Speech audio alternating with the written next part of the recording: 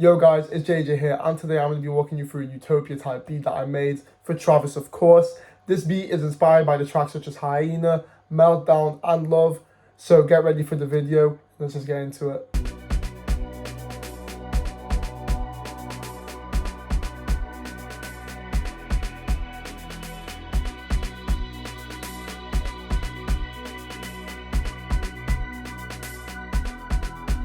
So the first thing you need to note is I'm doing this on 120 BPM and we're starting off as a D minor scale. This does change later on in the video, so stay tuned.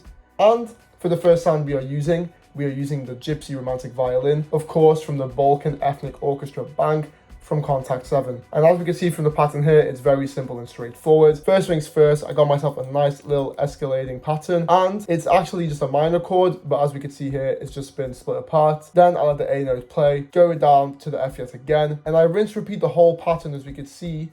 But for variation from these three green notes, I just did that to add a bit of contrast to the second half, let it, get a bit more character. And that's pretty much it. But one last thing to mention, from what we can see here, these notes are all one semitone apart from each other, as you can see from the graying in the scale. And all that means is these notes are dark notes, which sound really, really good in these kind of beats. So this is what the violin sounds like.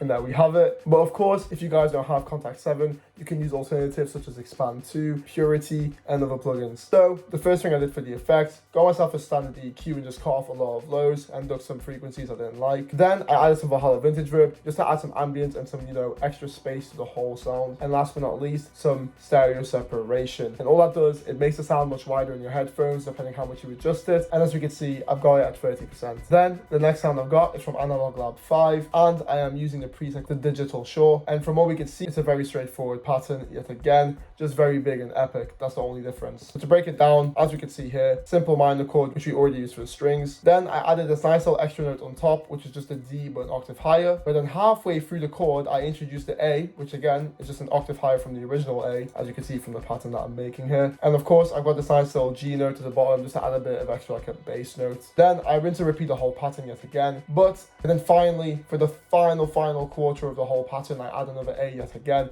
just to make it super epic, fill in all those frequencies, and just make it sound like a Travis Scott beat. So without further ado, this is what the sound sounds like.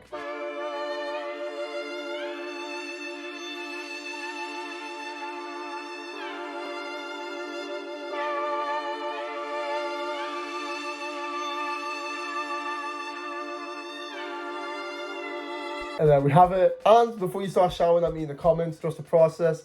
The whole thing gets really, really fire in the end. And from what we can see in the sound, all I did for the effects was get an EQ and cut off all the lows, because I didn't think there was much need for any other effects. And then all I did was stereo separate it around 30%. Next up, we got ourselves another pad pattern, and I'm using the same VST, but the preset is different. It's just called the AT Pad 1089. Yet again, the same pattern. This is just another layer to do with the synth layer, just to help make it a very epic soundtrack for Travis Scott. But let me not explain myself. This is what the synth layer sounds like.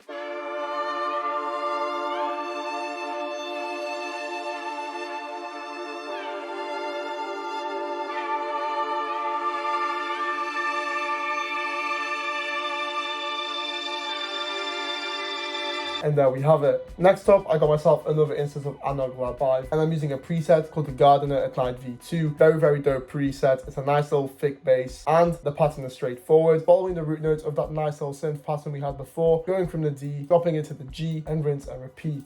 So this is what the bass sounds like.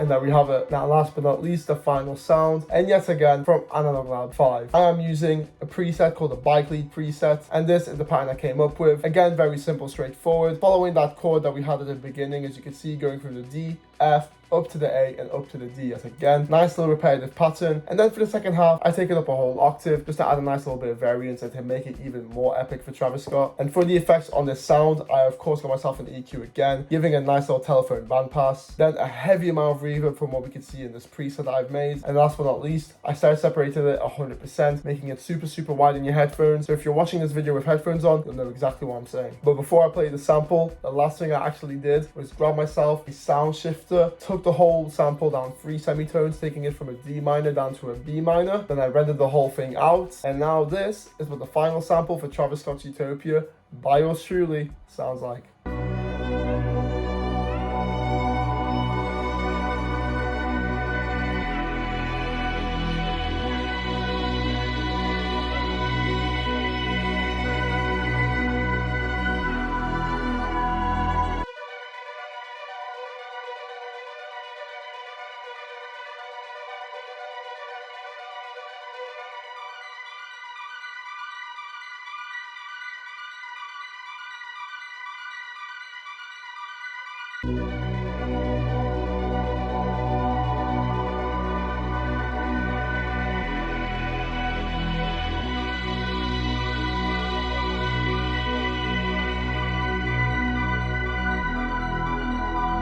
There we have it. Pretty dope. But now, of course, it's time to move on to the drums, and I am very excited to go through these because it's a bit different from what I usually do. So the first thing to break down about these drums is none of these are actually from my own sounds. These are all random drums I grabbed online. They're kind of like boom bap drums because Travis Scott loves to use boom bap drums in his beats. If you can hear that on Hyena and a lot of his other tracks from other albums. So that is exactly what I did here. First things first, I got myself the hi-hat. I got myself this nice little Kanye hi-hat sample. Again, off Reddit, YouTube, whatever you need, grab yourself these sounds.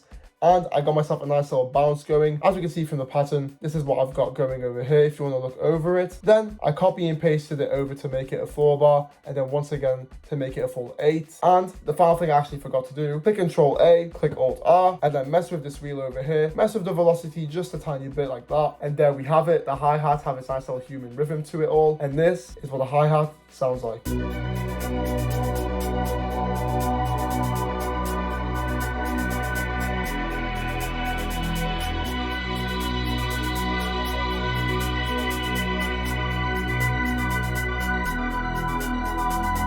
And there we have it. Next up, we got ourselves a crazy little snare pattern that I came up with. And this is what provides like the main snare, I guess you could say, to the whole melody, but it's pretty crazy. As you can see, it's essentially its own hi-hat pattern, but I've got the main snares hitting where they need to be hitting. And as you can see from the pattern, it's pretty crazy. Got myself a nice little few snares placed over here and here. Then if we zoom out a bit, as we can see, all of these things have been done in half step to give it a nice little extra bounce that you wouldn't get. Then all I did was just copy and paste this little 2-bar, making it a 4-bar, and then again a full 8. And without further ado, this is what the snare pattern sounds like.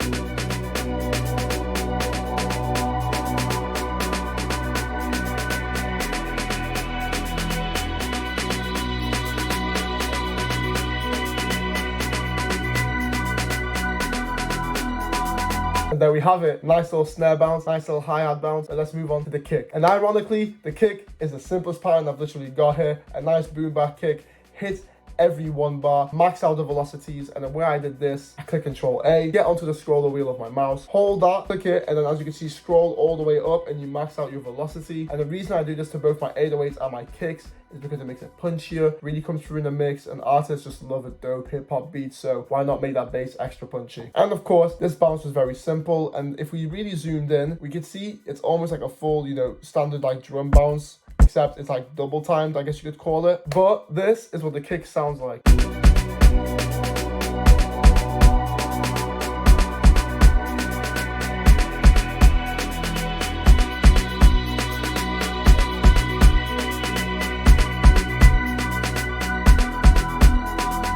And there we have it. And now for the final component of the drums, we got ourselves a nice little open hat, a Kanye open hat, of course, repeating it every single bar, giving that nice little rhythmic, energetic flow that we hear on the drums from Love, for example. And of course, just copy and pasted it over till I had a full 8-bar. And without further ado, this is what the beat for Travis Scott's Utopia sounds like.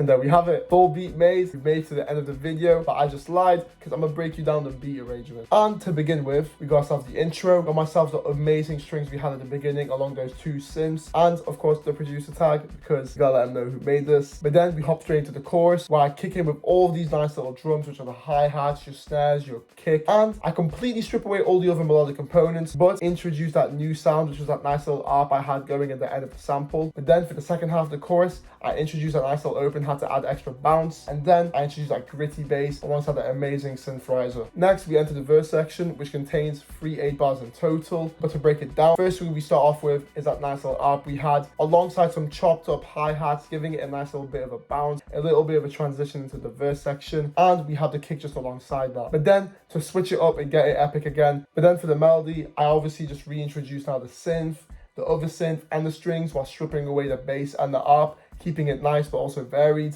And then for the final 8 bar, which is what I call the pre-hook, because as it suggests, it's the hook. As it suggests, it is the 8 bar before the hook. So all I do is I strip away the kicks halfway through, strip away the snares towards the very end. But in terms of melody, I have myself a nice little bass, that amazing synth rise alongside the strings. But then I copy and paste just into the chorus yet again. Then I copy and paste my verse once more. And then last but not least, guys, we've got ourselves the final chorus. And there you have it. We've made it to the end of the video. I really appreciate you guys for watching. I hope you've got a lot from this tutorial. It's a bit more of an experimental one, of course, but I really hope you've enjoyed it. Thanks for watching. Make sure to like, comment, subscribe, and I'll see you in the next one. Peace.